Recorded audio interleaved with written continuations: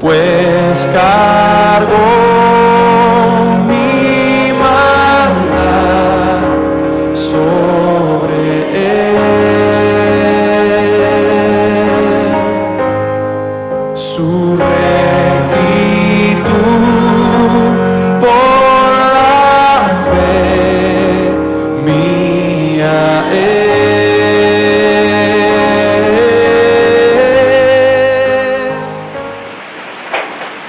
Vamos a la palabra en esta mañana. Quiero terminar lo bien necesario, un tema más acerca de la responsabilidad del creyente. Porque nosotros habíamos tocado el tema hace como 2 meses, 3 meses atrás, acerca del decreto de Dios. ¿Se acuerda? El decreto de Dios. Y ahí dijimos que lo que Dios decretó, eso se cumple, y nadie puede oponerse al decreto de Dios. Y en el decreto de Dios, hermanos, está la soberanía de Dios. Muy parecido, y está la predestinación.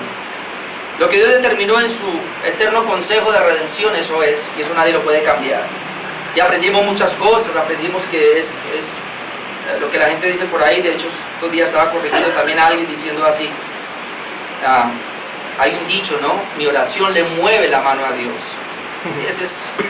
Eso es ir en contra de Dios mismo.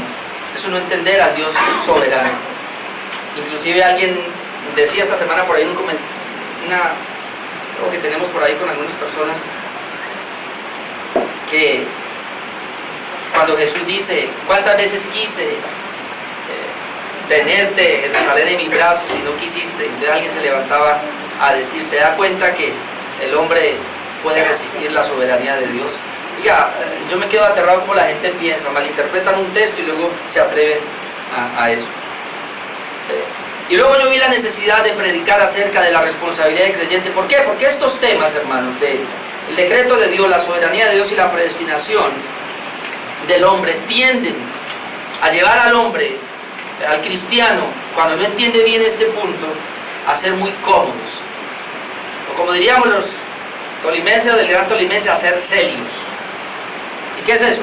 Que yo ahora no hago nada. Yo digo que sencillamente Dios, como todo es de Dios, como la salvación es de Dios de principio a fin, entonces yo no hago absolutamente nada, y ese es un error garrafal, hermanos. Siempre la iglesia ha tomado extremos y por eso hay que corregirlos. Entonces comenzamos a mirar unos puntos, vimos 4 ya. El primero fue el hombre responsable, el creyente responsable, dar para la obra. Y que no tiene que esperar a ver, ay, que si me nace, doy, no. Eso es un mandato de la palabra de Dios y hay que hacerlo. Habíamos visto que es responsabilidad del creyente congregarse. No es si quiero, no es si me nace, no es si el clima, no, debe congregarse sí o sí. En tercer lugar, habíamos visto que el creyente, su responsabilidad es orar, la oración congregacional, y que debemos estar juntos orando. Y hace 8 días veíamos que el creyente es responsable, hermanos, de evangelizar. Amén. Otra vez, no es si me nace, porque mucha gente está esperando, ay, si me nace lo hago, y si no, no, hermano, názcale o no le nazca, usted tiene una responsabilidad. Y el texto que hemos estado usando mucho es Juan capítulo 14, verso 15, 21, 24, donde dice que si me amáis, guardad mi mandamiento. Y él dice, Cristo, el que tiene mis mandamientos y los guarda, ese es el que me ama. Y el que me ama será amado por mi Padre, y vendremos a él, estaremos con él. Pero luego dice, el que no me ama, mi palabra no guarda, mis mandamientos no obedece. Entonces es muy importante, si usted, hermano, ya fue regenerado, ya nació de nuevo, y el Espíritu de Dios está en usted, y usted tiene la fe, usted es una persona santa, una persona justa, usted tiene una responsabilidad. Ahora, ¿por qué hablamos de esto? Tengo que aclararlo, y otra vez lo voy a aclarar acá ahora en el mensaje. Pero tenemos que entender, hermanos, que si bien es cierto que Dios es soberano, bueno, mal dije, no entenderlo, yo no lo puedo entender de verdad, no puedo entender, pero lo creo, porque la palabra de Dios lo dice, que Dios es soberano por una parte, pero que el hombre es responsable por el otro lado. Y que aunque usted lee la soberanía de Dios, usted no puede quedarse en esa parte de que como Dios es soberano, entonces yo no hago nada, no, porque por el otro lado está la responsabilidad humana o la responsabilidad del creyente que el hombre debe asumir. Eso lo voy a aclarar ahora un poco más. Yo no podía dejar este tema y por eso vi la necesidad, hace como 15 días, muy fuerte a mi corazón esta palabra y por eso la traigo ahora. Y es mi responsabilidad en mi andar como cristiano. Y eso es lo que quiero predicar en esta mañana, que yo soy responsable de mi andar como cristiano. Pero, ¿qué sería el andar como cristiano? Lo único que yo puedo ver en la palabra de mi andar como cristiano es que podemos decir que mi andar es distinto, es diferente al del mundo. De hecho, la palabra santidad o la palabra santo es diferente. Pero una palabra que me gusta mucho que define santidad es distinto. Si la Biblia registra, Dios en su palabra registra que nosotros somos santos, a los santos que están en Éfeso, a los santos en Galacia, a los santos que están en Corinto, y de antemano nos establece que somos santos, e indica que somos diferentes. No solamente que fuimos apartados, que fuimos separados del pecado y consagrados ahora, sino que ahora en esa consagración Dios espera que caminemos diferente al mundo. Y ahí yo soy responsable, y ahí tú y yo somos responsables de caminar diferente al mundo.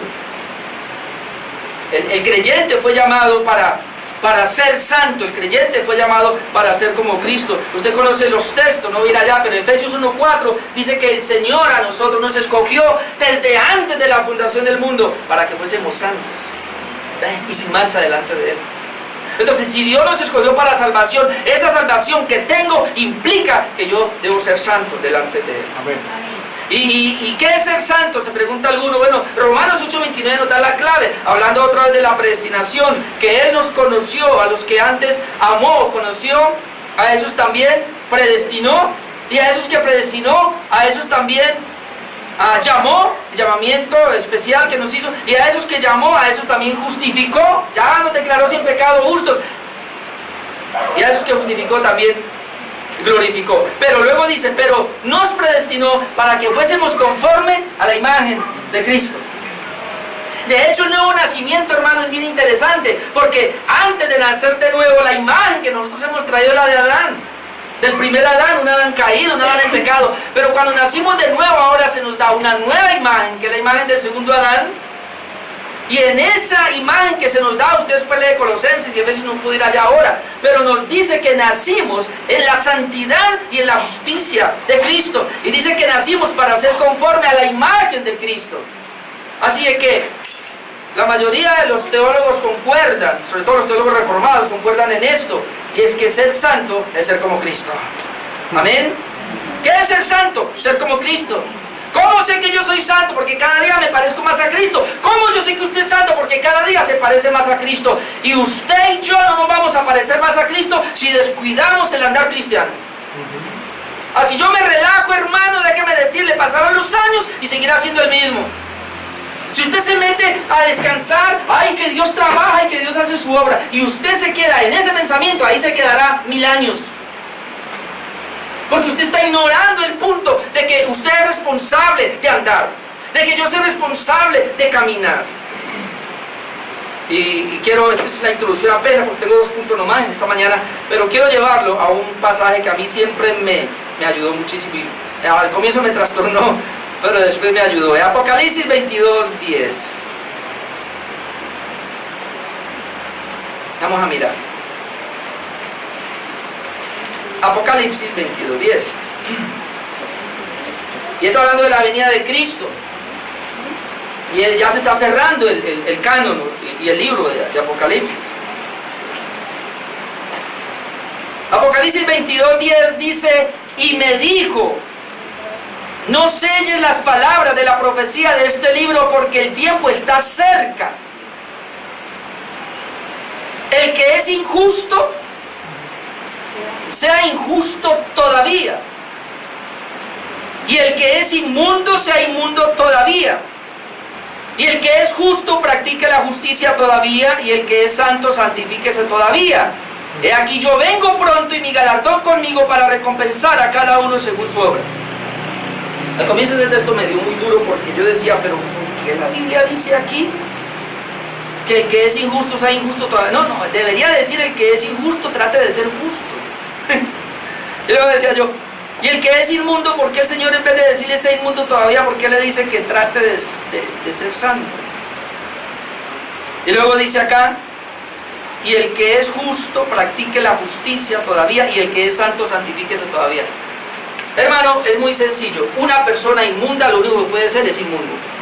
Nunca podrá ser santo, como dice la palabra. Por eso, y el que es injusto no puede más que ser injusto. Por eso el injusto siga siendo injusto. El injusto no puede ser justo, a menos que Dios haga una obra en su vida. Ajá. El inmundo no puede más que practicar la inmundicia, por eso se le dice, siga siendo inmundo. Trata con esas personas, pero luego trata con nosotros, que ya el Señor nos dio una justicia y una santidad. Por eso dice, y el que es justo, ¿cómo lo llama? El que es.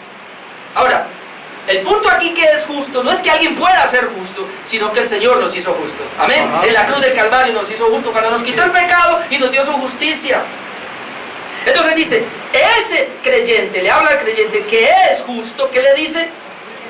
Practique la justicia. Lo deja ir, practique la justicia. Así que de entrada le digo, es su responsabilidad, es mi responsabilidad practicar la justicia. Názcale o no le nazca. Así es. Si usted es un justo, usted se para ahora a vivir en una vida justa. Y es su responsabilidad y es mi responsabilidad caminar en eso y procurarlo.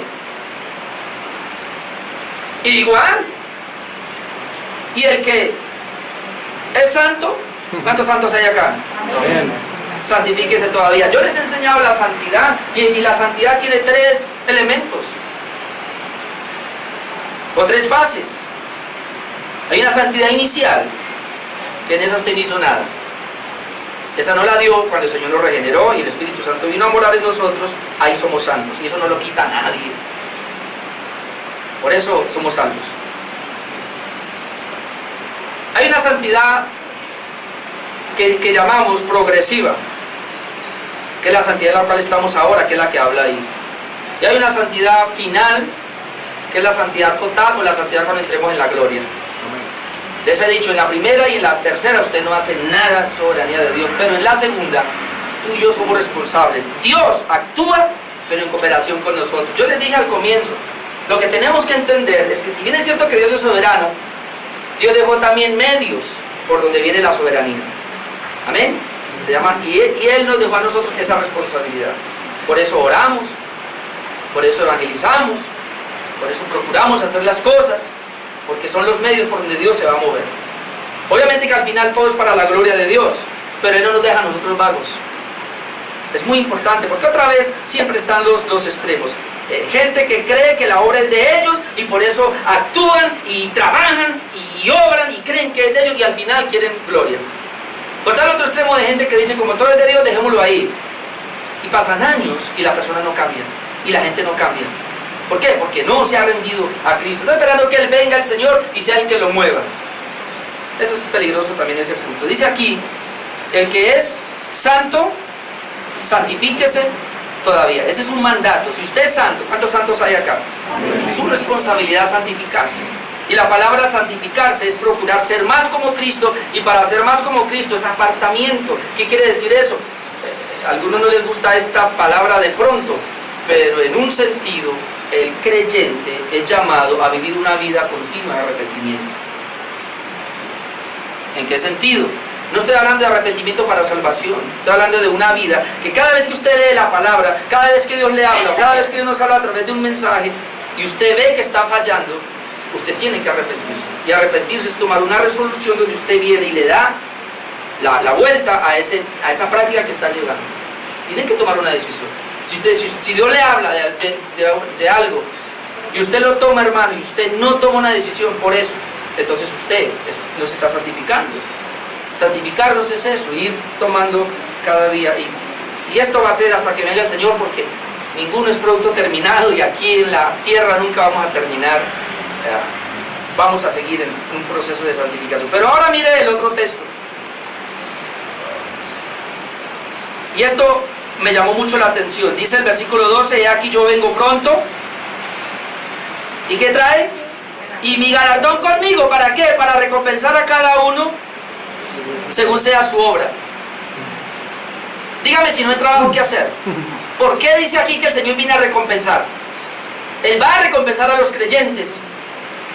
Y según yo veo ahí, Él va a recompensar a aquel que practica la justicia, aquel que se santifica, porque el que practica la justicia lo que está haciendo son las obras de Dios.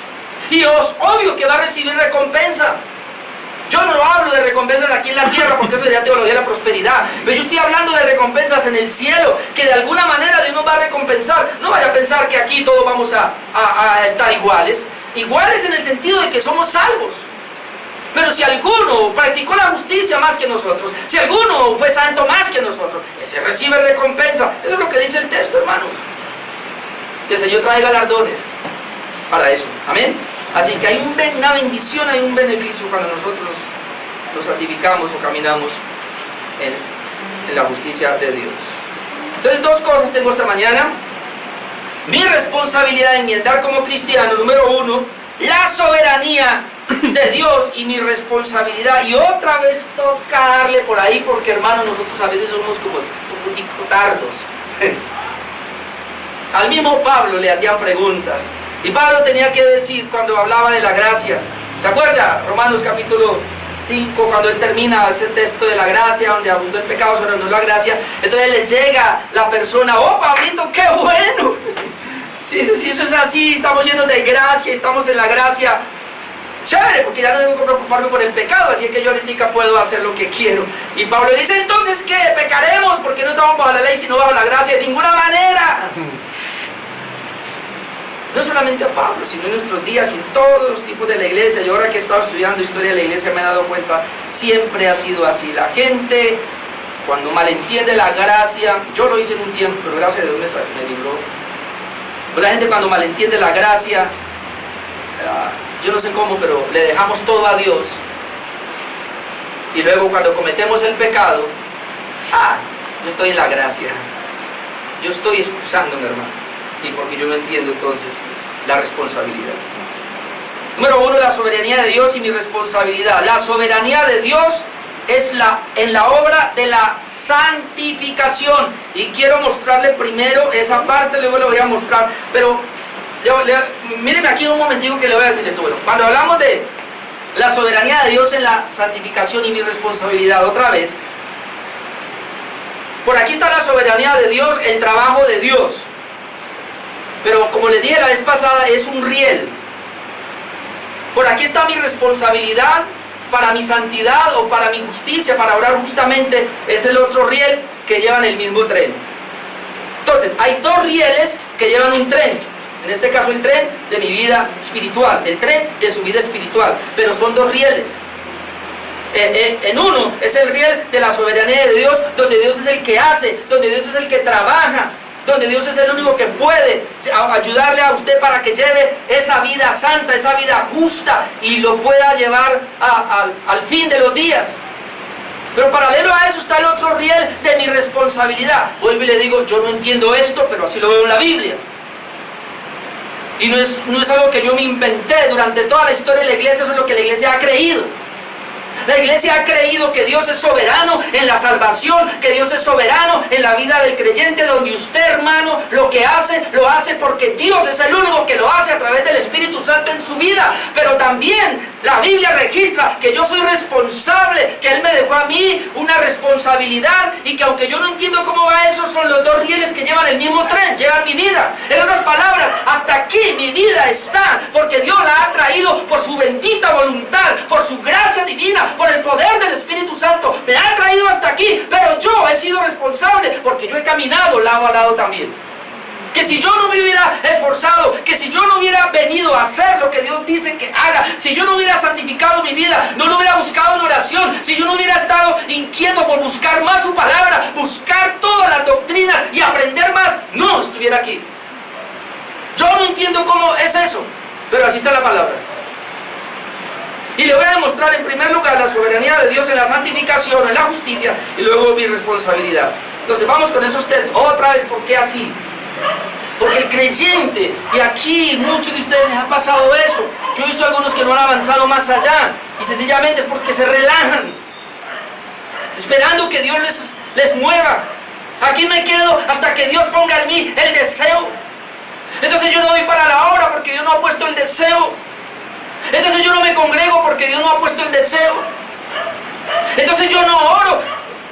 Esta noche, hermanos, aquí tenemos una vigilia, pero yo no voy, pastor, porque no tengo el deseo. Entonces yo no evangelizo y no le comparto a otra persona el evangelio porque no tengo el deseo. Y entonces, pastor, ore por mí a ver si Dios me cambia el deseo. Sí, cómo no, obedezca la palabra más bien. Perdone la expresión, no sea haragán. Dios nunca, hermano, quiso que nosotros fuéramos haraganes. Dios nunca quiso que nosotros nos quedáramos quietos, ¿esperando qué? Por eso me gusta usar el testimonio del ejemplo de Celio. Celio va con su compañero y se hace debajo de un palo de guayabas. Y le dice a Celio, tengo un hambre. Ahí está el palo de guayabas. Ay, mire, hay guayabas maduritas, maduritas. Coja una, le dice el amigo, y dice, no, espere que ella se cae. Y cayó la guayaba, y cayó. Y le dice el otro, cométela pues.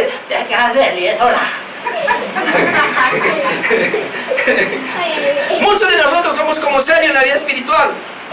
Esperamos que Dios haga. Así no la mastique. Va a quedar con hambre ahí. Vamos a mirar algunos pasajes. Vamos a ir allá. Usted los conoce, pero Filipenses 1:6. Filipenses 1:6. Mire, estando persuadido de esto, que Él comenzó en mí la buena obra, la perfeccionará hasta el día de Jesucristo. Entonces este es un texto de soberanía de Dios. Este es un texto de la obra de Dios en la santificación. Hermano, dice Pablo, el que comenzó en mí la buena obra, la perfeccionará hasta la venida de Cristo. ¿Qué quiere decir esto? Que el trabajo es de Dios. Usted no comenzó ninguna buena obra. No me voy a contradecir en esto, pero estoy defendiendo la soberanía de Dios. Y usted no puede, hermanos, hacer nada en esa nueva obra. O sea, Dios le dio a usted un nuevo nacimiento. Dios le dio la santificación, la justicia. Usted no le puede añadir a eso nada. Porque dice que el que comenzó esa buena obra, Él es el que la va a perfeccionar. De tal manera que la vida cristiana es Cristo el que la trabaja en mí. No es usted. Usted no le puede poner nada. Estoy hablando del primer punto. En Juan 10, 27 al 30 vamos a mirar.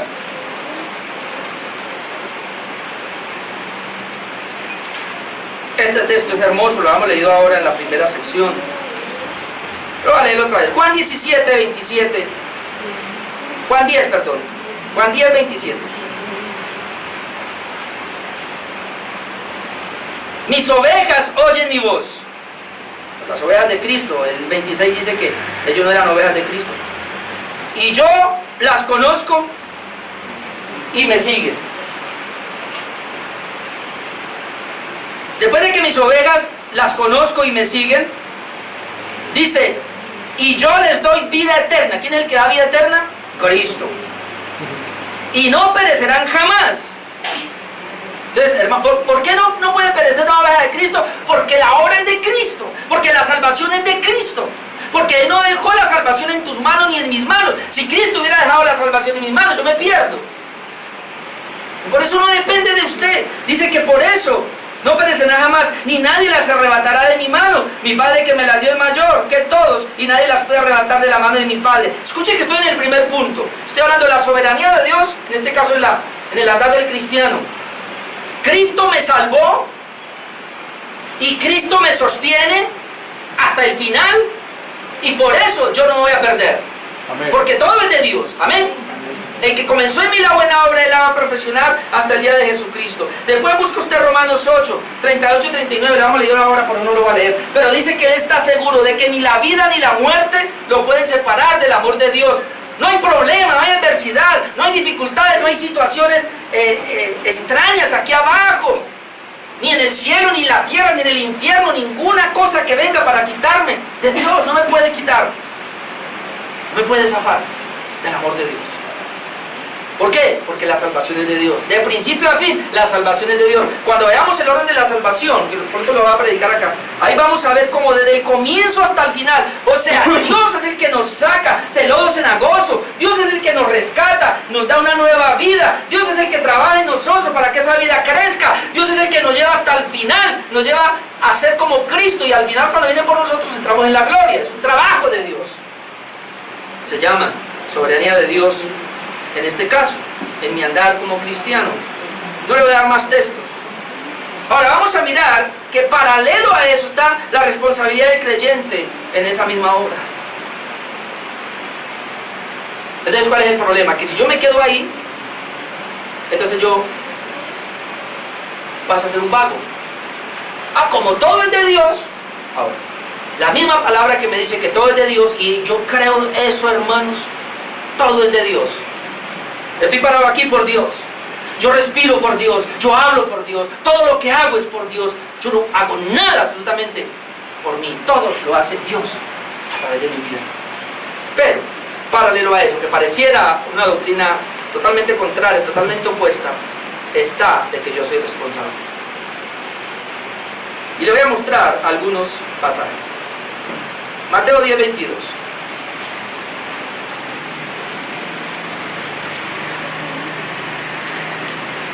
Juntamente con el 24, después te lo, bueno, alcanzamos ahí. Mateo 10:22. Y seréis aborrecidos de todos por causa de mi nombre, mas el que persevere hasta el fin, este será salvo. ¿Y ahora qué hacemos? Dice el Señor que solamente los que perseveren hasta el fin, esos son salvos. Por eso, hermanos, me gusta mucho esto, y yo lo aprendí lamentablemente últimamente en la teología reformada, y fue lo siguiente. Por una parte hay algo que se llama la preservación de mi salvación, que eso está en las manos de Dios, pero la otra parte está la perseverancia del creyente. Y yo otra vez las dos líneas. Dios es el que me preserva a mí, Dios preserva la salvación en mi vida, pero Él lo hace a través de mi perseverancia. Perseverancia en mi vida espiritual. Lo mismo encontramos en Mateo 24:9, leamos ese también. Mateo 24:9 al 13.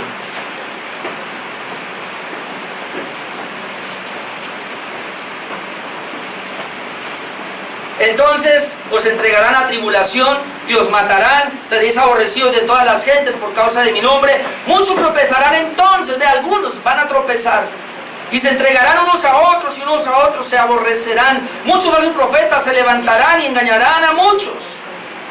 Por haberse multiplicado la maldad, el amor de muchos se enfriará. Usted puede ver gente enfriándose, pero luego dice, mas el que persevere hasta el fin, este será salvo. Y será predicado este evangelio del reino en todo el mundo para testimonio, y entonces será el fin. Más el que persevere hasta el fin, este será salvo. Hay algo que se llama la perseverancia. Ahora, lo que aquí podemos entender es lo siguiente: solamente quien puede perseverar hasta el final, a pesar de las pruebas, de las situaciones, solamente puede perseverar uno que es preservado por Dios. Dios nos preserva a nosotros, y por eso yo puedo perseverar. Obviamente, como dije hace rato, eso no nos hace centro de una caída. Puede ser que eventualmente usted caiga, puede ser que eventualmente usted abandone, puede ser que eventualmente... Pero si usted es un hijo de Dios, hermano, Dios ya lo trae. Y le da la manera para que salga de ahí. Vamos a mirar Hebreos 2. Este es fuerte. Hebreos 2, versículo 1. Por tanto, es necesario que con más diligencia atendamos a las cosas que hemos oído, no sea que nos deslicemos. ¿Qué dice ahí? Más diligencia, más diligencia. Dios nos ordena a que seamos diligentes. Dios no promueve la pereza. Dice, es necesario que con más diligencia, cada día me toca a mí ser más diligente, atendamos a las cosas que hemos oído, no sea que nos deslicemos. Dios no quiere que alguien se vaya a caer. Luego dice, porque si la palabra dicha por medio de los ángeles fue firme, y toda transgresión y desobediencia recibió justa retribución, ¿cómo escaparemos nosotros si descuidamos una salvación tan grande? Y ahora dice cuál es esa salvación, la cual habiendo sido anunciada primeramente por el Señor, nos fue confirmada por los que oyeron, testificando Dios juntamente con ellos, con señales y prodigios y diversos milagros y repartimientos del Espíritu Santo según su voluntad. En otras palabras, la obra de Cristo para darme una salvación tan grande fue amplia. Los profetas hablaron. Jesucristo se entregó, el Espíritu Santo vino, nos lo entregó a nosotros. Ahora, ¿cómo yo voy a descuidar una salvación tan grande? Entonces, ¿qué es lo que nos dice aquí el pasaje? Dios a través del autor de Hebreos nos está diciendo, el creyente es responsable de cuidar su salvación, no descuidarla. O en otras palabras, lo que Dios me dio a mí, la salvación que me dio, es por gracia, es un regalo, yo no lo merecía. Me dio esa gracia, lo tengo ahora, pero me dijo, Orlando, me la cuida, usted es responsable de cuidarla. Pero ¿cómo, Señor? Si es tu obra, es mi obra, pero tú me la cuidas. Yo trabajo en ti, pero tú me la cuidas. Yo te santifico, pero tú me la cuidas. Yo te justifico, pero tú me cuidas eso. Te entregué un tesoro. En otras palabras, la salvación es de Dios, es un tesoro que Él me entregó, pero me dijo a mí que la cuidara, que yo no fuera un descuidado. Hermano, tú cargas un tesoro en tu vida. De hecho, cuando tú entiendas la parábola de aquel hombre que buscaba perlas de gran precio, él tenía muchas perlas allá, pero cuando encontró la perla de gran precio, él cogió y vendió todas las que tenía y se concentró en aquella y la tuvo. Y ese es el Evangelio, y ese es Cristo, esa es la salvación, o el tesoro escondido. Eso para mí es la salvación. Dios me lo entregó y ahora Él dice que yo la cuide. Yo no debo ser descuidado. Por eso aquí se le amonesta una y otra vez. Todas las amonestaciones que vienen acá es para eso, para que nosotros cuidemos nuestra salvación. Usted debe cuidarla a diario, hermano. Por eso hablábamos de que el mejor momento para orar es temprano en la mañana, porque ahí nosotros nos venimos a Dios. Señor, este día lo pongo en tus manos para que me ayudes. Y ahora comienzan a orar, a cuidar la salvación, la que tú me diste, la que me entregaste. Yo no debo estar descuidado. Entonces está viendo acá, y obviamente que esto es, no sé cómo me pueden interpretar ahora, pero usted lo nota aquí, y pareciera que si yo no la cuido, me deslizo, me pierdo. Da la idea. Obviamente que nosotros creemos que la salvación no se pierde, nunca, jamás.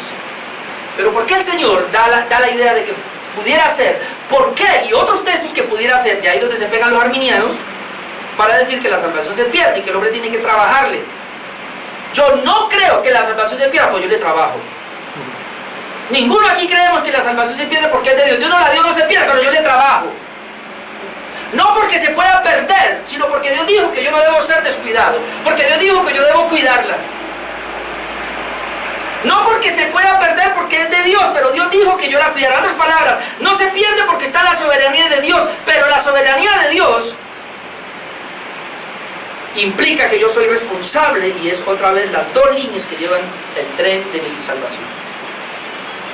No sé cómo opera eso. Cuando esté en el cielo, lo primero que le voy a preguntar a Dios, si es que le puedo preguntar. ¿Cómo Dios? Yo nunca entendía eso. Por eso hoy día tenemos iglesias que se van a la soberanía de Dios, hermano, y son unos vagos, no hacen nada. Ahí tenemos el hipercalvinismo, que ¿qué es lo que dicen? ¿Para qué evangelizas si Dios de todas maneras los va a salvar? ¿Para qué oras si de todas maneras Dios va a hacer? Hipercalvinismo. Pero está el otro lado ahora de la gente que se van y se enfatizan.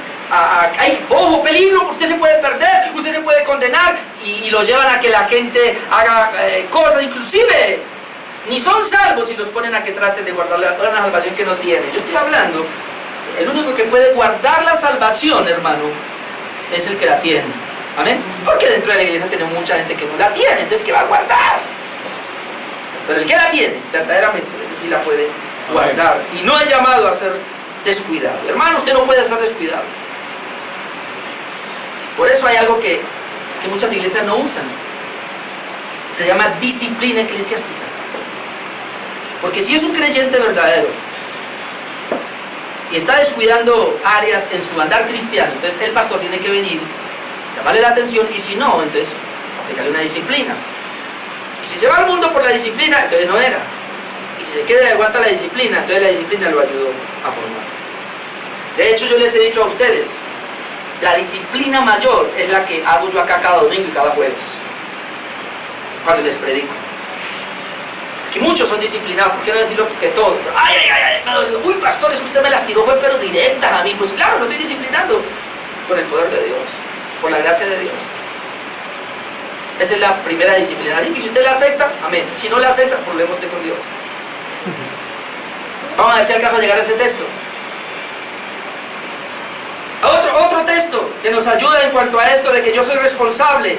Primera de Pedro 2. Adelantico. Primera de Pedro 2, 1. Vale, era hasta 3. Dice, vine hablando en el capítulo 1 de que la palabra de Dios es viva y permanece para siempre. Y luego dice, desechando pues toda malicia, todo engaño, hipocresía, envidia y todas las detracciones. Desechando, ¿a quién le toca desechar? ¿A mí? ¿A quién le toca desechar? ¿A usted? Hebreos 12, ¿qué dice? Despójese de todo peso y todo pecado que le hace. ¿A quién le toca? ¿A usted? Me toca a mí, yo soy responsable. Desechando todo esto. Luego otra cosa, una vez deseche todo esto, ahora sí, desead, como niños recién nacidos, la leche espiritual no adulterada, para que por ella crezcáis para salvación. Si es que habéis gustado la benignidad del Señor. Obviamente que esto es para gente que ha degustado lo bueno de Dios, porque tiene la salvación en su vida. Pero dice aquí dos cosas: deseche una cosa y desee lo otro. Yo desecho lo que no es de Dios. Yo desecho todas las obras de la carne, nos diría Gálatas. Pero ¿qué quiero ahora? ¿Qué debo anhelarlo? ¿Qué debo desear? Como un niño recién nacido desea la leche espiritual no adulterada. Tremendo que él diga esto, leche espiritual no adulterada. Se refiere a la palabra de Dios como leche, pero no adulterada, porque hoy día está muy adulterada. Exacto. Hoy día está muy adulterada. Entonces tenemos que buscar una leche que no esté adulterada. Pero mire el punto: para que por ella crezcáis para salvación. Si usted desea la leche espiritual, usted desea la palabra de Dios como el niño desea la leche espiritual, por ella ¿qué va a pasar? Vamos a crecer para salvación. Hay algo que se llama crecer para salvación. Otra vez, yo le hago la pregunta: el día que usted fue salvo, el Señor lo santificó, ¿podrá ser más santo que eso? El día que usted fue convertido, Dios lo regeneró, Dios lo justificó, ¿podrá usted ser más justo que ahí? No. Entonces, ¿por qué me dice que debo crecer para salvación? Porque hay algo que se llama justicia delante de Dios y la otra delante de los hombres, o en mi vida práctica. Usted delante de Dios ya es justo, y a usted no se le añade la justicia nada, por eso usted es salvo. Usted delante de Dios es santo, ya eso no se le añade nada. Pero mientras está en la tierra, en este cuerpecito corrupto todavía, usted debe caminar, debe procurar la santidad y debe procurar la justicia. No es contradicción, es que así está la palabra. ¿Qué es crecer? ¿Usted qué entiende que es crecer para salvación? Cuando usted fue salvo, cuando yo fui salvo, ya somos salvos. ¿Pero por qué dice crecer para salvación? Porque el Señor está hablando de un andar cristiano. Y el andar cristiano me toca a mí. Acá. Le toca a usted y me toca a mí. Segunda de Pedro 3:15. Segunda de Pedro 3:15. Aquí el apóstol Pedro menciona al apóstol Pablo, y mire lo que él dice.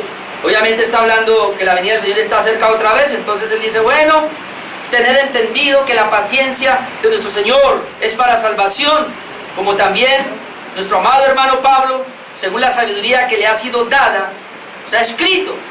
Ahora mire qué dice Pedrito de Pablo, dice casi en todas sus epístolas, hablando en ellas de estas cosas, entre las cuales hay algunas difíciles de entender. Pedro mismo se quita el sombrero y dice: Dios mío, ¿qué es que Pablo? Yo leo la carta de Romanos, yo leo a Gálatas y Hebreos, igual que lo escribió Pablo, hay una duda ahí, pero bueno, Hebreos. Y dice Pedro: Dios mío, yo me le quito el sombrero. ¿De dónde recibió todo eso? Hay algunas difíciles de entender, dice Pedro. Y luego dice: las cuales, esas cosas difíciles, los indoctos e inconstantes, flojos, gente que no estudia la palabra. Indoctos no son doctores en la palabra, digámoslo ahí, o gente sabia en la palabra. Inconstantes, gente que no es constante en la palabra. tuercen. O sea, obviamente por eso la tuercen, como también las otras escrituras. Las otras escrituras acá se refiere al canon que se estaba gesticulando en ese entonces, para su propia perdición. O sea, hay gente que por no entender, dice Pablo, la palabra, por tomarla como tan de recocha. A mí me duele, hermanos, que ahorita mismo en Cali hay iglesias enteras donde los pastores se paran a decir babosadas. Porque no estudiaron, porque no trajeron un mensaje estudiado para darlo a la congregación. Sino que leen un pasaje y dicen todo menos lo que menos enseña la Biblia. Eso es lo que está diciendo Pablo acá. Indoctos e inconstantes, que lo único que hacen es torcer las escrituras para su propia perdición. Entonces dice Pedro ahora, bueno, así que vosotros, oh amados, sabiéndolo de antemano, ya lo sabemos, guardaos. Eso me toca a mí me toca guardarme. A ti como creyente te toca guardarte. Dice, guardaos, no sea que arrastrados por el error de ellos, caigáis de vuestra firmeza. Yo puedo caer de mi firmeza en la doctrina si sigo escuchando a ese tipo de gente. Pero yo tuve una decisión y le dije, Señor, yo no voy a escuchar más a esos pastores. Yo escucho gente que entienda bien la palabra. Puedo caer, dice, no sea que arrastrados por el error de ellos los inicuos caigáis de vuestra firmeza. Entonces, ¿qué me toca? Antes bien, creced en la gracia y el conocimiento de nuestro Señor y Salvador Jesucristo. A Él sea la gloria ahora y hasta el día de la eternidad. Amén. Antes bien, creced en la gracia. ¿Usted entiende qué es eso? ¿Cómo puedo yo crecer en la gracia? Bueno, en el conocimiento de pronto, ¿sí o no? Es fácil. Pero dice que hay dos cosas que me tocan a mí. Debido a todo este error doctrinal que hay, debido a toda esta gente que no estudia la palabra. Entonces me toca a mí, hermanos, crecer en la gracia. Entonces la gente dice, ya tengo la gracia, yo no puedo hacer nada. ¿Por qué dice la Biblia que crezcamos? Y no lo tengo acá, pero segunda de Timoteo 2:2 dice, le dice Pablo a Timoteo, esfuérzate en la gracia. Porque la gente dice, no, con tal de que yo haya la gracia de Dios, ya la gracia de Dios está en mí, la gracia de Dios me anula a mí. No, es más, mientras más gracia recibo, más me esfuerzo en ella. No entiendo eso, de verdad, no lo entiendo. Por eso yo opté por pedirle a Dios la gracia y esforzarme en ella, como dice Pedro, esfuérzate en la gracia. Porque si no lo hago, hermanos, eso me va a traer problemas. Si tú no lo haces, te va a traer problemas. Tu cristianismo será raquítico, tú no vas a crecer, tú no vas a llegar a ser como Cristo. Y cuando estemos afuera enfrentando el mundo, qué terrible testimonio daremos.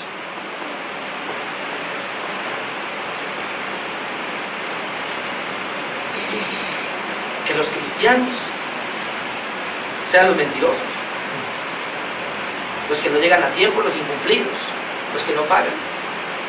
¡Pum! Y nos amparamos en una gracia barata, porque no es la gracia de Dios. No, hermanos, yo no veo en la escritura que el Señor nos haya dejado así. Yo soy responsable de lo que Él me ha entregado. Número 2, ¿cómo puedo ser responsable de mi andar? Tengo muchos textos. Es la gran pregunta, ¿cómo entonces puedo ser responsable de mi andar? Otra vez, yo quiero, entienda, hermano, toda la vida espiritual es una obra de Dios. 100% de Dios. Pero en su plan le plació dejarme a mí ciertos medios donde yo debo esforzarme. Y una vez yo estoy metido, y una vez yo tengo la gracia, debo caminar en ella. Yo tengo que esperar a que el Señor venga y me diga, hágale pues.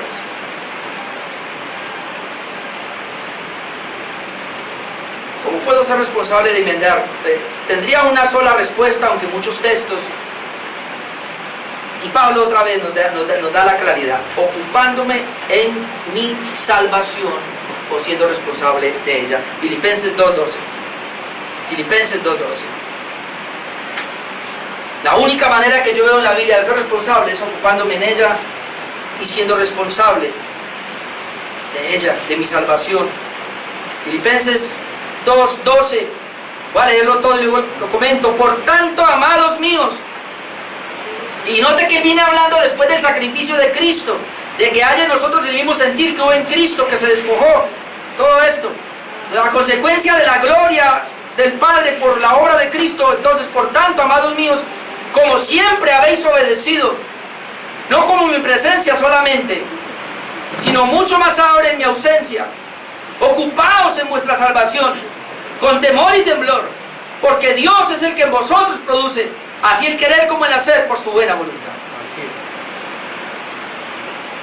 Y ahí están la soberanía de Dios en mi salvación, en mi andar cristiano y mi responsabilidad. Pablo comienza diciendo, como siempre habéis obedecido. Esta iglesia de Filipo no le trajo problemas a Pablo, tremendo. No sé si es la mejor iglesia que Pablo pudo pastorear, pero esta iglesia no le trajo problemas. Y aún de aquí sale Epafrodito, que era el que le ayudaba. Cuando la iglesia de Corinto no quiso darle a Pablo, no quiso colaborarle, la iglesia de Filipos le mandaba ofrendas a Pablo y lo sostenía.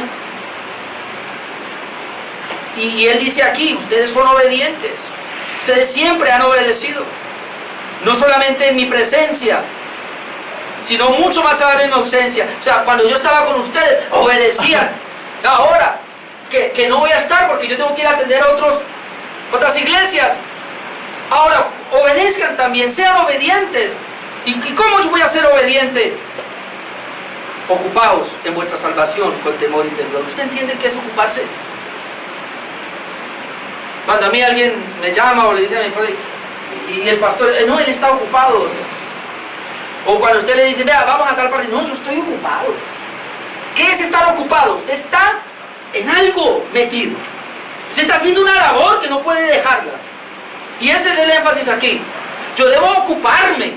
Yo debo estar ocupado en mi salvación. No solamente el domingo.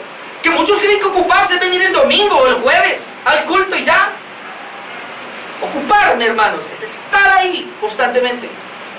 ¿Y cómo debo hacerlo? Ocúpese con temor y con temblor. Temor de Dios siempre y temblor, tiemble aún si es posible. En esa salvación que tiene tan grande. Otra vez, la garantía que tenemos nosotros, por entender, gracias a Dios, todo el consejo, es que no la vamos a perder. Pero aunque yo sé que no la pierdo, yo tengo que cuidarla, tengo que ocuparme en ella con temor y temblor, hermano. Temblar y siempre, Señor, gracias por darme esta salvación tan grande. No lo merezco, pero me la has dado, Señor. Ayúdame a vivir en ella. Yo la quiero cuidar. Es el regalo más preciado que me has dado. Yo quiero tener temor hasta el fin de mis días de este regalo tan valioso que es el regalo que me libró del infierno. Y la cuido con temor y con temblor. Ahora, cuando yo hago eso, viene la soberanía de Dios. Porque Dios es, y es Él, es el que en vosotros produce, así el querer como el hacer por su buena voluntad. Usted verá si desliga los dos versículos o los une. Y hoy nos toca unirlos, no desligarlos. Hay gente que le gusta el 13. ¡Ay, Dios es el que produce! Entonces usamos una palabra, yo la uso y está bien decirla, pero a veces nos escapamos en esa palabra. Deje que Dios trabaje. Está bien, pero hay algo raro por ahí. Uy, porque usted también no trabaja. Deje que Dios trabaje. Aquí hay gente que me viene una vez, y lo digo porque ellos están acá, una vez al culto, máximo 2 veces. Y uno le dice algo, sí, pastor, Dios está haciendo la obra, sí, pero es que lleva 3 años. ¿No será que usted no se está ocupando ahí? Si usted se ocupara de la salvación, Dios produciría el querer para que actuaras.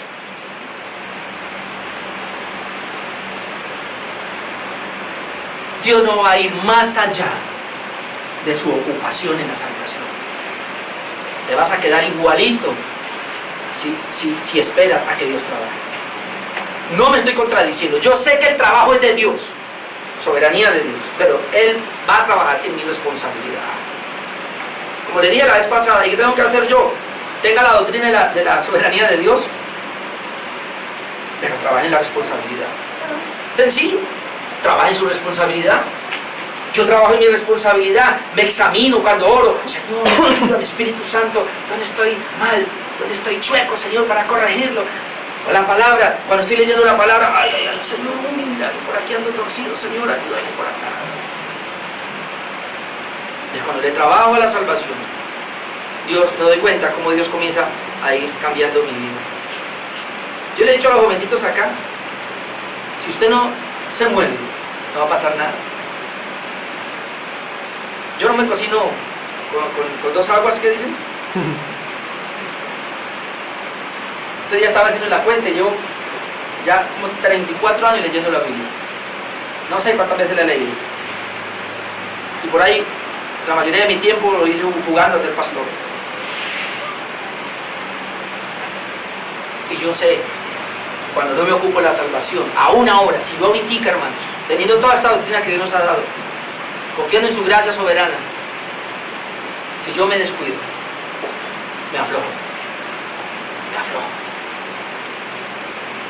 Entonces, es muy real lo que está diciendo acá. Ocúpese en la salvación con temor y temblor y verá que Dios va a producir en ti el querer como el hacer por su buena voluntad.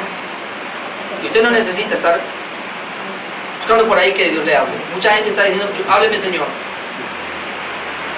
Usted lo que necesita es revisar qué es lo que Dios le ha hablado y comenzar a obedecer eso. Yo muchas veces, Señor, háblame. Y si Dios le pudiera hablar verdaderamente, literalmente le diría, ya te hablé, obedéceme. Lo que tienes que hacer es obedecer lo que ya te hablé.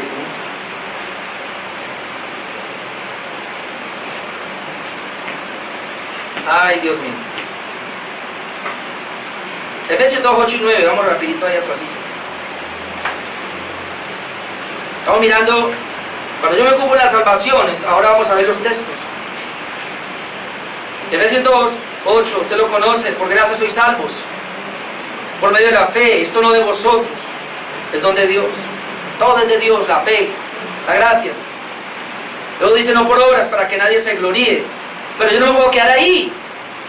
Si bien es cierto que no es por obras, dice el verso 10, porque somos hechura suya, creados en Cristo Jesús para buenas obras, las cuales Dios preparó de antemano para que anduviesen ellas. El problema con muchos de los creyentes que supuestamente descansan en una gracia es que dicen, no es por obras. Dios dijo no es por obras, pero ¿por qué el versículo 10 dice que sí es por obras? Obviamente que no son tus obras, son las que Dios preparó de antemano para que anduviéramos en ellas, pero son obras que me dio en la nueva vida. En ti y en mí había unas obras de la vieja vida, no me dan nada, pero ahora en la nueva creación que Dios me dio, hermanos, además de que Dios me da un nuevo corazón, una nueva vida, me llena de obras y me dice, haga buenas obras. Ese es el punto por el cual hubo, y Martín Lutero, el principal reformista, bueno, él no fue, antes había otros, pero Martín Lutero tuvo problemas con Santiago. Y al comienzo quería arrancarlo de la Biblia porque él se leyó mucho a Pablo. Usted imagínese leerse uno a Romanos y estudiar Romanos porque Martín Lutero enseñó Romanos. Y él se convirtió con Romanos 1.17, le dije la vez pasada. Y cuando él llega a Santiago y se mete en problemas, pero ¿por qué Santiago dice que la fe sin obras es muerta? Y no entendió muy bien a Santiago y quería sacar. El complemento está en que Romanos es la doctrina y Santiago es la práctica. Eso es. Si bien es cierto que yo no soy salvo por obras, solamente por la gracia de Dios, soy salvo para buenas obras. Y las buenas obras se deben ver en mí, como obras de justicia y de santificación. Hebreos 13, 20 y 21 sería el complemento de este pasaje. Me gusta usarlo con ese, porque en Hebreos 13, 20 está lo que es la soberanía de Dios. Hebreos 13, 20 dice, y el Dios de paz, que resucitó de los muertos a su Señor Jesucristo, el gran pastor de las ovejas, por la sangre del pacto eterno, os haga aptos en toda buena obra. ¿Quién es el que me hace apto? Dios. Dios me hace a mí apto en toda buena obra. Pero luego dice, para que hagáis su voluntad. ¿Cómo es esto? Dios me hace apto a mí en toda buena obra para que yo haga su voluntad. Ve, responsabilidad humana. Y luego dice, ¿cómo es eso? Haciendo Él en vosotros lo que es agradable delante de Él, por Jesucristo, al cual sea la gloria por los siglos de los siglos. Haciendo Él en mí. Entonces yo entendí, claro. Yo debo hacer buenas obras, pero otra vez, no son mis obras. Yo tengo ahora que disponerme para que Dios trabaje en mí. ¿Y cómo lo hago? Ocupándome en la salvación. Si yo me levanto temprano y tengo una comunión con Dios y tengo comunión con la palabra, hermano, Dios va a comenzar a trabajar en mí, Él pone sus obras y Él es el que va a hacer en mí de tal manera que yo cuando me muevo, me estoy moviendo en las obras de Él. Pues que usted se va a sentar ahí, como no es por obra, Señor, aquí me paro hasta que me diga, dé ese paso. No, Señor, porque yo no puedo hacerlo porque no es tu voluntad. Yo espero que tú me digas que sea tu obra. Hermano, en Efesios nomás, con Efesios nomás tenemos. Usted se puede leer Efesios del 1 al 3 y usted encuentra la doctrina. Y cuando usted lee Efesios del 4 al 6, usted encuentra la práctica. Y usted va a encontrar que Pablo dice, hagan esto, no hagan lo otro, hagan esto, no hagan lo otro, hagan esto, no hagan lo otro. Hermanos, ahí está. Los mandamientos de Dios siguen vigentes. Sobre todo los mandamientos de la ley moral. ¿O no? Como yo le dije la vez pasada, el Señor me libró de la maldición de la ley. No de la ley. Cuando la Biblia dice que la ley tuvo su fin o su propósito, sí, hasta que vino Cristo. Pero entonces cuando el Cristo habla y dice, guardad mis mandamientos, ¿será que hay otros mandamientos por ahí? Los mismos. Sino que hay una diferencia. Allí los mandamientos se pretendía guardar para salvación. No, el Señor cumplió todos los mandamientos por mí, pero ahora Él los cumplió por mí, ahora Él me los pone a mí para que yo los obedezca. Yo no los obedezco para ser salvo, pero sí para tener galardones y para vivir una vida que le agrade a Dios aquí en la tierra. Porque sí o sí, tú debes vivir en lo que Dios vivió, en lo que Cristo vivió, para agradarle a Él. Y si no, entonces no es cristiano. Porque un cristiano sigue las pisadas de Cristo. Vive como Él vivió. Segunda de Corintios 6. Padre Santo, voy rapidito acá para...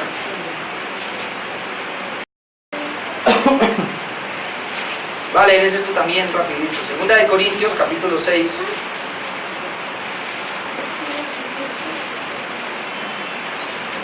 Leamos desde el 14. No os unáis en yugo desigual. Note que todos estos son imperativos, son mandamientos que Dios está dando. No os unáis en yugo desigual con los incrédulos. Porque ¿qué compañerismo tiene la justicia con la injusticia? ¿Qué comunión la luz con las tinieblas? ¿Qué concordia Cristo con Belial? ¿O qué parte el creyente con el incrédulo? ¿Y qué acuerdo hay entre el templo de Dios y los ídolos? Porque vosotros sois el templo de Dios viviente. Como Dios dijo, habitaré y andaré entre ellos, seré su Dios, ellos serán mi pueblo. Por lo cual salid salid del medio de ellos, de todas estas prácticas, y apartaos, dice el Señor, y no toquéis lo inmundo. Esto es un mandamiento, no toquéis lo inmundo, y yo lo recibiré. Seré para vosotros por padre, vosotros me seréis hijos e hijas, dice el Todopoderoso. Así que, amados, puesto que tenemos tales promesas, ¿se abajo? Limpiémonos de toda contaminación de carne y de espíritu, perfeccionando la santidad en el temor de Dios. Hay algo que se llama la perfección de la santidad. Hay algo que se llama limpiémonos. Sí, es cierto, Dios hizo la obra por nosotros. Somos un pueblo celoso, un pueblo apartado para Él. Somos la iglesia, el pueblo de Dios apartado, pero estamos en medio de un mundo corrupto. Nunca el Señor dijo, los voy a sacar de ahí. Nunca. La voluntad de Dios es que vayamos a hacer chozas. La voluntad de Dios es que vivamos con la gente de este mundo, con vidas distintas, santificadas, pero vivamos entre ellos. En ese sentido, por uno es bueno los retiros espirituales tampoco, porque la gente se va para un retiro espiritual y por allá se santifican y ya no quieren bajar de por allá. Cuando Dios los dijo, no Señor, es que no es en la montaña, yo lo quiero abajo donde está la gente, metido dentro de ellos. Usted es un hijo de Dios, ahí está metido dentro de ellos. Pero todos quisiéramos hacer una choza, ¿sí o no? Pedro fue el primero en decir, hagámosla, Señor, 3 enramadas aquí. Ahora que leía cristianismo primitivo, los primeros cristianos, hermano, es ahí Elena, los anacoretas, que tú decías, ¿qué es eso? Gente que hacía monasterios, se apartaban de la ciudad y se iban a los desiertos a hacer monasterios para vivir una vida santa. Y hubo un hombre que me llamó, creo que fue Eusebio, no recuerdo, o otro, no recuerdo, pero dice que él se fue porque él estaba cargado de pecado en la ciudad y él dijo, me voy a la vida monástica, y se metió al monasterio y se fue allá, estuvo como 6 meses y se devolvió para la ciudad y dijo, eso no sirve, porque el mal no está en una vida apartada del mundo, el mal está dentro de mí. La culebra estás aquí. Y qué bueno que lo entendió, porque Pablo también lo entendió y todos lo entendieron. Ahí es donde está el problema dentro. Entonces, una vida de santificación, perfeccionar la santificación. Primera de Pedro 1, 13 al 16. Como hoy vino Irmar, entonces se la voy a cobrar toda y voy a alargar el mensaje. Primera de Pedro 1, 13. Vale, era así rapidito. Dice. Por tanto, ceñid los lomos de vuestro entendimiento. Ceñid los lomos es parece firme, hermano. A ver, pues, firme. Sed sobrios. Otra vez, sobriedad. Esperad por completo en la gracia. Usted tiene que esperar, dice. Yo tengo que esperar por completo en la gracia que se nos traerá cuando Jesucristo sea manifestado. Como hijos obedientes, no os conforméis a los deseos que antes teníais. A mí me toca no conformarme. De hecho, Dios produce el querer, pero a mí me toca no conformarme, es un mandamiento. No se conforme a los deseos que antes teníais, estando en vuestra ignorancia, si ya salió de la ignorancia, sino como aquel que os llamó es santo, sed también vosotros santos en toda vuestra manera de vivir. Es una orden, es un mandamiento imperativo, o sea, hay que hacerlo ahora, sea santo ahora. Es su responsabilidad ser santo. Yo debo ser santo en toda mi manera de vivir, por eso tengo que mirar cómo estoy viviendo. Porque escrito está, sed santos porque yo soy santo. Vamos a Romanos 6, 18, ahí no digo mucho, Romanos 6, 18, que ya se me fue el tiempo. No quiero dejar escapar Romanos 6, 18.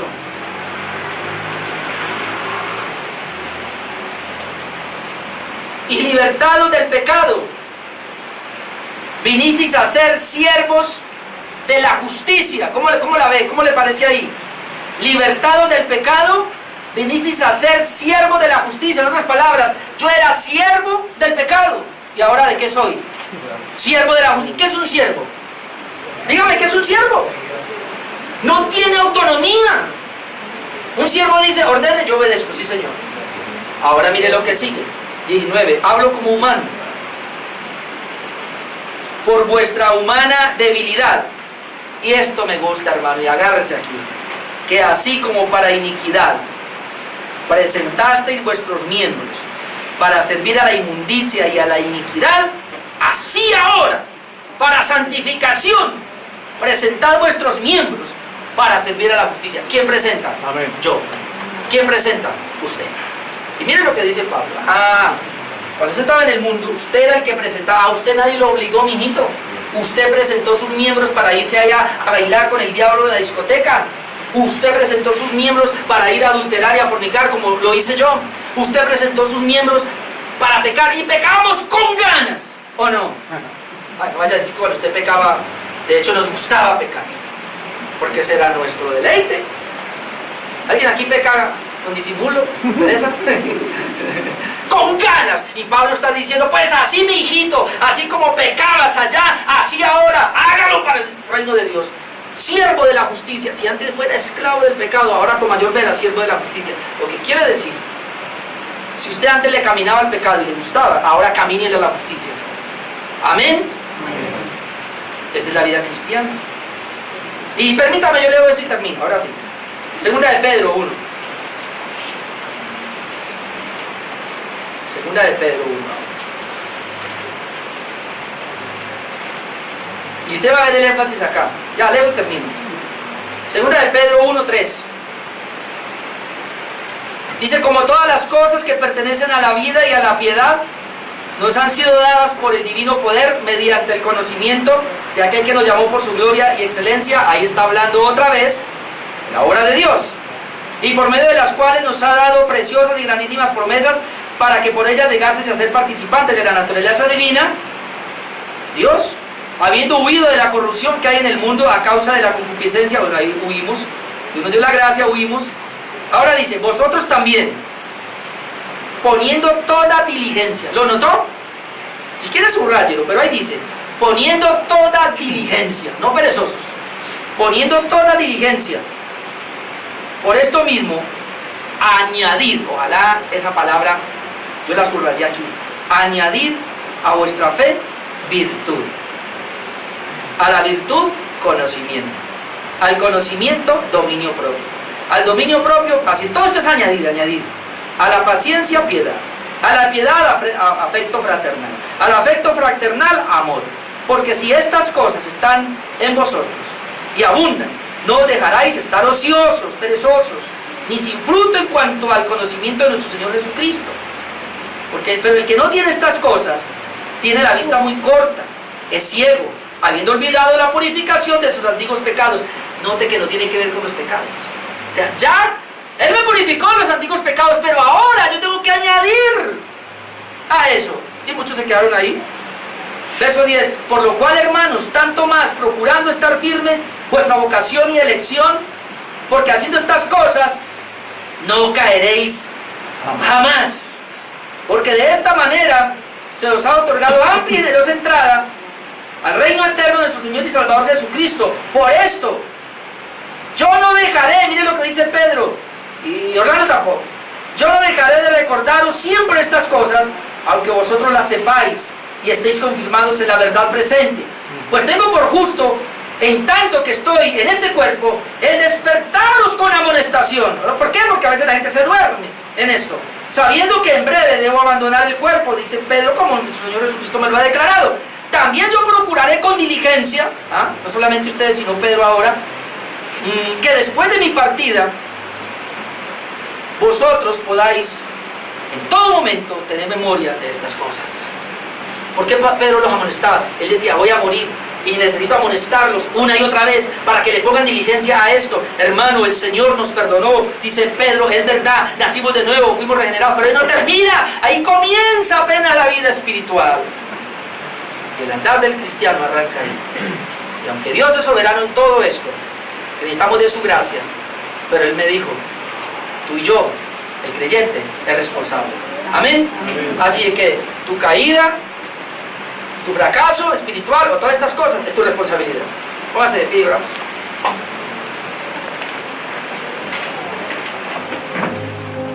Aleluya, glorioso intercambio, oh cuán gran misterio, que por gracia salvo soy. Aleluya, gloria sea a Cristo por su sacrificio.